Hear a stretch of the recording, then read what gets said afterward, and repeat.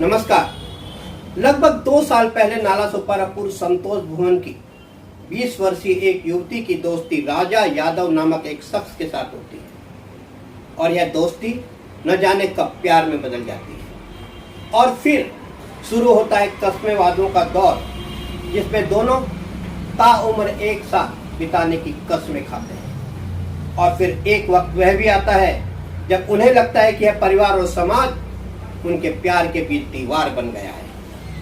तब वह युवती राजा यादव के प्यार में पागल होकर घर परिवार और समाज को छोड़कर घर छोड़कर भाग जाती है। और तब उस युवती को पता लगता है कि जिस राजा यादव के लिए वह घर परिवार छोड़कर आई है वह शख्स राजा यादव नहीं बल्कि इम्तियाज असगर अली है। देखिए एक युवती के साथ फरेब और शोषण की दुख भरी दास्तान। मैडम क्या हुआ आपके साथ? सर 3 साल पहले मैं राजा से मिली थी, राजा यादव से। वहां पर हम लोग दोनों की फ्रेंडशिप हुई, संतोष भवन में फ्रेंडशिप हुई हमारी। वहां पर पहले तो वो मुझसे अच्छे अच्छे से बात करना, अच्छे अच्छे वादे दिखाना, हर चीज करना, और फिर उसने मेरे को मतलब ब्लैकमेल करना कि मैं अगर तू नहीं मेरे पास आएगी तो मैं अपनी जान दे दूंगा। तो मैं सोची जो लड़का मेरे लिए जान दे सकता है तो आगे चल के मुझे लाइफ में बहुत खुशी देगा। तो धीरे धीरे हम लोग एक दूसरे से बहुत प्यार करने लगे। फिर मेरे पापा ने मेरे लिए लड़का देखना शुरू किया। फिर पापा बोले तुम्हारी शादी करने की है, तो मैं उनको बताई कि पापा बोल रहे हैं शादी के लिए। तो मैं वो बोले कि काम करो, चलो घर से छोड़ के भाग जाते। तो राजा ने कहा कि घर छोड़ के भाग, हाँ।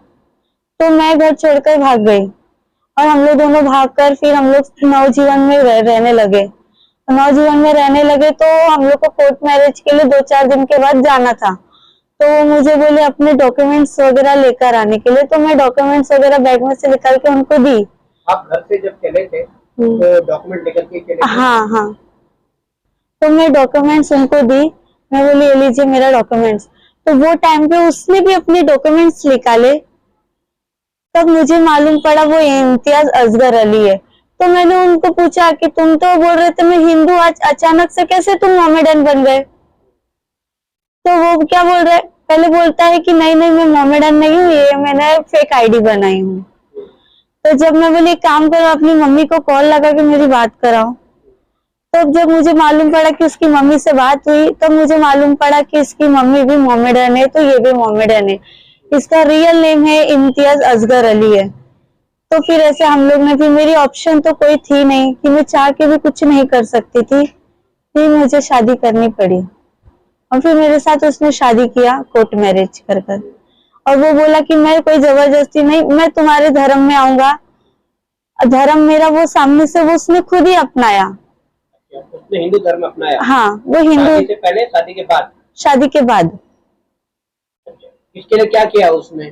उसने कोर्ट में से मतलब पेपर वगैरह हम लोग ने बनवाए कि शादी के टाइम पे वकील ने कोर्ट में से हमारा पेपर वगैरह बनाया। ये सब पेपर है, तो पेपर वगैरह हमारी बनाया। तो वहां पर जाके उसने वो सब नॉर्मल तरीके से हमारा अच्छे से हुआ और हिंदू धर्म से फेरे से अच्छे से शादी भी हुई। फिर कुछ दिन तक बहुत ही अच्छे से था। हिंदू धर्म में जब हुआ तो क्या नाम रखा है? राजा। राजा ही? हाँ, जो पहले नाम उसने मुझे बताया था राजा यादव, पहले बताया था। हाँ वही नाम मुझे, वही नाम रखा। लेकिन उसने जो सरनेम यादव बताया था वो यादव नहीं रखा, उसके बदले उसने मेरा ही सरनेम अपनाया, चौरसिया। हाँ, तो वही सरनेम अपना के वही सरनेम से यूज कर रहा था।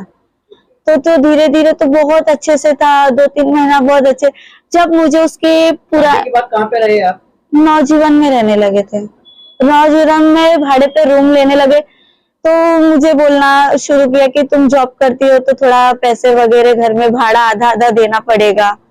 तो मैं सोची कि लाइफ में तो हर एक औरत और वाइफ को, मतलब हस्बैंड वाइफ को तो स्ट्रगल करना पड़ता है, एक दूसरे को संभालना पड़ता है। तो हम दोनों एक दूसरे को संभालने के लिए मैंने भी उसको पैसा देना शुरू किया। कहाँ पे जॉब करते थे?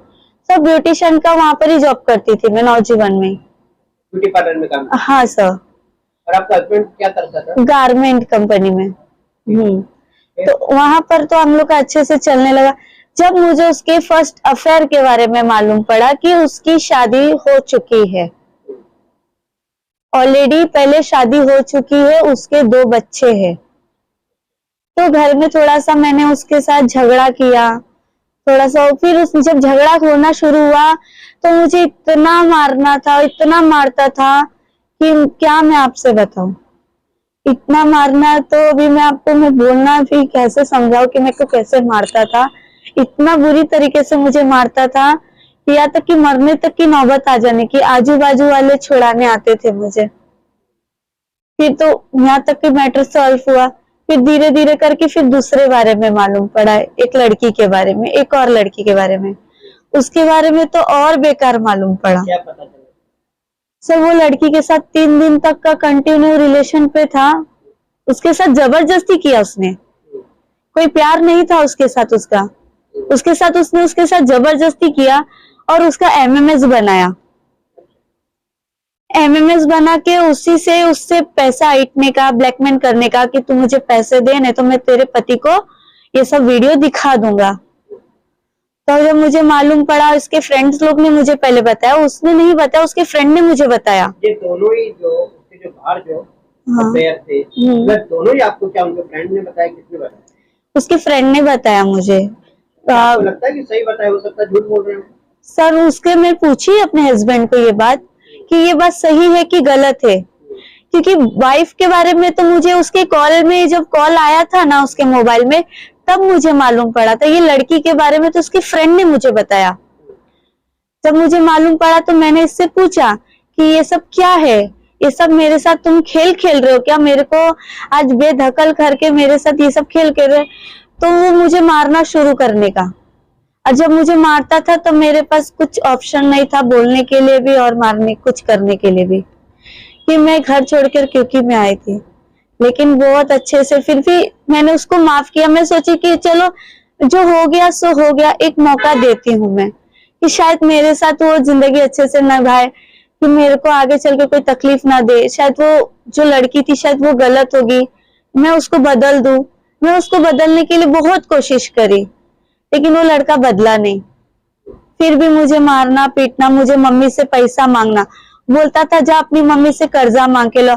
आज मैंने अपनी मम्मी से इतना कर्जा लेके रख चुकी हूँ कि आज मेरी मम्मी को बोल रहा है कि अपनी मम्मी को छोड़ो। और मेरी मम्मी चोरी चोरी मुझसे बात करने की, तो भी मैं मम्मी से पैसे लेने का 1000, 2000, 5000, 10,000 ऐसे मम्मी से थोड़ा थोड़ा कर करके बहुत ले चुकी हूँ। और मैंने अपने फ्रेंड्सों से भी बहुत कर्जा लेके आज रह सकी हूँ कि आज मुझे चाह के भी कोई मुझे 10 रुपया कर्जा नहीं मुझे दे सकता। मुझे इतना बुरी तरीके से उसने मेरे हाल कर दिया है। ठीक है, तो आप घर पे पूजा पाठ वगैरह करते थे? हाँ सर, मैं पूजा पाठ करती थी। और एक समय ऐसा आया था कि 9 दिन का जो नवरात्रि होती है, मैंने 9 दिन का नवरात्रि का व्रत रखा।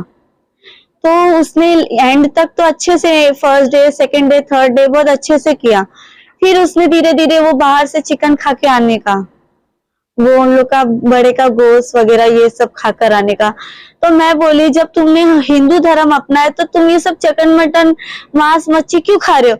अब घर में मैंने देवो बैठाई हूँ, कलसा बैठाई हूँ, तो ऐसा तुम कैसे कर सकते हो? हाँ, तो वो पूरा लास्ट से फोटो को गिरा देना, फोटो को मारना, पूरा फेंक देना।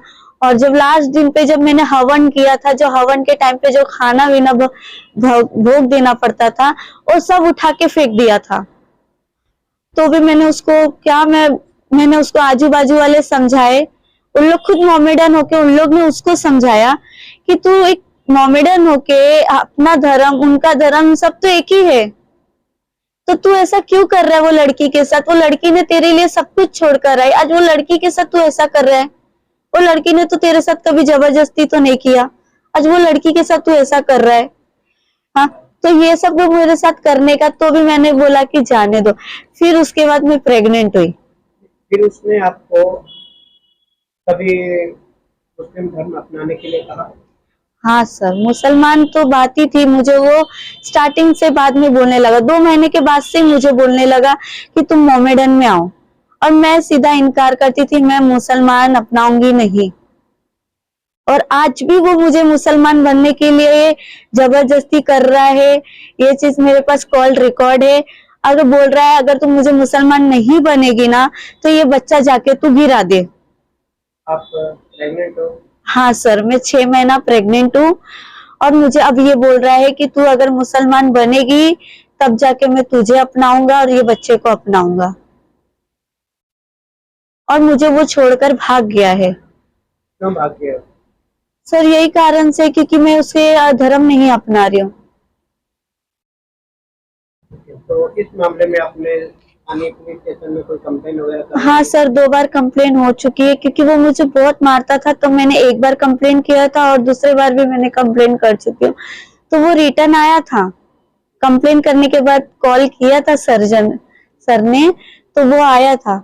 लेकिन वो सर को क्या बोला कि अपने माँ बाप को और ये सब कुछ छोड़ देगी तब जाके मैं अपनाऊंगा। लेकिन आपने तो छोड़ ही रखा है ना? हाँ मैंने छोड़ा। मैं कहाँ उससे बोली क्योंकि मेरे पापा पहले जिंदा थे और अभी मेरे पापा नवंबर में मेरे पापा खत्म हुए। तो मैं उसको क्या बोली, आज मेरी मम्मी बुरे वक्त पे काम आती है, बुरे वक्त पे मेरी मम्मी काम आती है। आज तुम बोल रहे हो जब तुमको मम्मी की मेरी जरूरत थी तब मेरी मम्मी तुम्हारे लिए अच्छी लगती थी, आज मेरी मम्मी इतनी बुरी हो गई।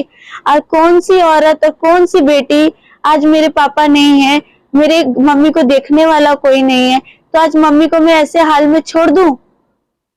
आप ही बताइए सर, अपनी कोई भी लड़की अपनी माँ को ऐसा छोड़ देंगी क्या? और जब उनके पास कोई सहारा नहीं है। भले से मैं पैसे की मदद नहीं कर सकती हूँ लेकिन एक फिजिकली तो मदद कर ही सकती हूँ। कहाँ रहती है? संतोष भवन में।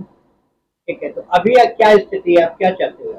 मैं इंसाफ चाहती हूँ। आज वो मेरे साथ कंडीशन कर रहा है। 2 लड़की के साथ पहले कर चुका है, आज मेरे बदले कोई तीसरी लड़की ना हो। क्योंकि वो सीधा एक ही बात बोलता है, मुझे किसी चीज का डर नहीं है, मुझे किसी चीज का फिक्र नहीं है, जो तुझे करना है वो कर। अभी वो कहाँ गया है कुछ पता है? जहां तक मुझे मालूम नहीं है। मुझे भी जहां तक खाली इतना ही मालूम था कि कहीं गया है, बस इतना। उसका फोन चालू है? फोन बंद है। हमारे चैनल के माध्यम से मीरा बहन विभाग पुलिस आयुक्त से आप क्या गुहार लगाना चाहोगे? सर मैं इंसाफ चाहती हूँ। सर मैं आपसे हाथ जोड़ के इंसाफ चाहती हूँ कि मुझे ये चीज के लिए आप लोग सपोर्ट कीजिए कि मेरे को ये लड़का कैसे भी हाल मिलकर उसको सजा दिलाए। क्योंकि अगर मैं इनके मम्मी पापा के पास जाने के लिए बोली थी तो इसकी मम्मी ने मुझे क्या धमकी दिया, अगर तुम यहाँ बनारस आ गए, बिहार आ गए तो तुमको मैं मार के फेंक दूंगी। बिहार में है? हाँ। क्या बोला आपको? कि मैं मार के फेंक दूंगी तुमको। तो सर प्लीज आपसे रिक्वेस्ट करती हूँ कि आप मुझे इंसाफ दिलाइए और ये लड़के को कड़ी से कड़ी सजा दिलाइए।